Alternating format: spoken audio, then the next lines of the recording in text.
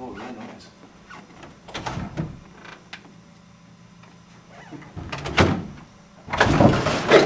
Ah, you're Nik Kousoulas, right? Yeah, I am.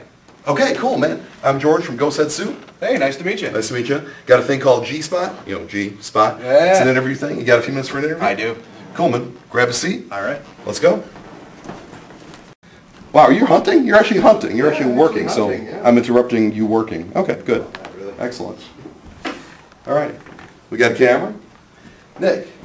Okay, for folks who might not be familiar, this is Nik Kousoulas. He's a paranormal investigator, ghost hunter, and I think that folks can see you on, what was it called? It was the Most Terrifying Places in America #4. Yeah. Right? Yeah, Okay. back in October.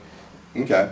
Well, quick thing, like I said, G-Spot, it's only going to be a few questions, and if you really are working, aren't you? Some current questions. Yeah, you really are working. Yeah. Okay, well, first things first. Had tons of experience with a lot of equipment. What is the most overrated piece of equipment being used in ghost hunting today? EMF detector. You think so? Why? I think so. Pretty much all I've ever used it for is to trace out wires and find the hot spots in the first place, and then I never use the thing again for the rest of the night.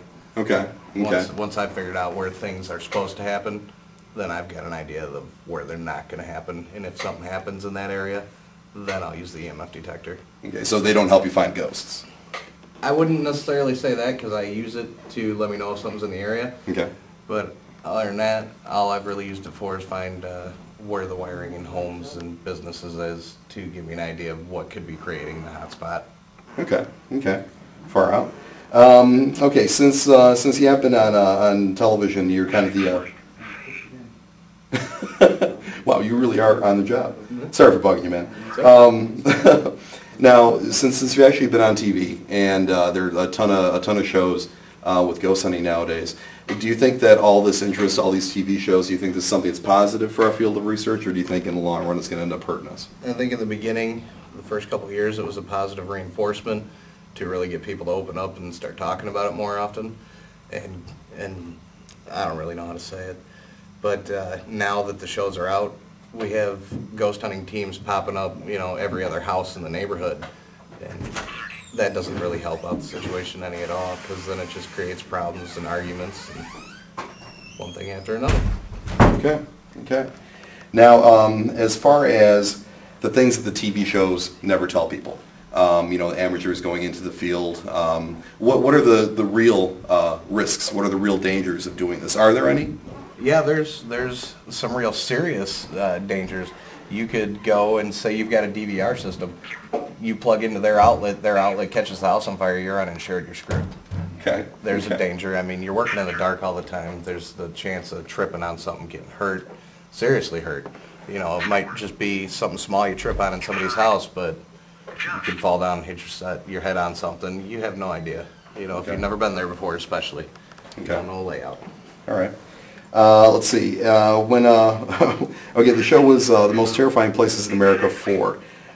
Did the producers imply that they wanted you to embellish or spice up any of your evidence, or did they let you be pretty much for real? They let us be absolutely real. The only thing I didn't approve of was the fact that they got some really good evidence with us, and that was not presented on TV at all. Okay, what kind of stuff did they leave out? There's a tunnel underneath the building we were in, and we had a full shadow apparition on camera, okay, and it was not used. Okay, wow, wow. You figure that would be the piece that they highlight. Yeah. Well, you know, it was called The Most Terrifying Places in America. Was Mantina the most terrifying place you've ever worked? I would have to say no.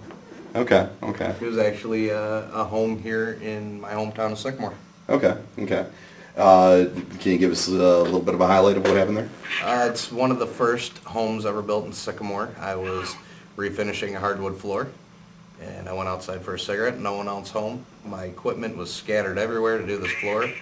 When I came back in, everything was piled up neatly in a corner. I ran out of the house, and I never went back in. Very cool. All right, final question, most important question. What's your favorite soup? My favorite soup, Ghost Head Soup. Nice. Hey. Yeah. Woo. All right. Nik, thank you very much for the interview. Anytime. Yeah. Hey guys, keep an eye out for Nik on The Most Terrifying Places in America 4, which, well, according to Nik, not the most terrifying place in America 4. All right. Thanks, man. Thanks, Nick.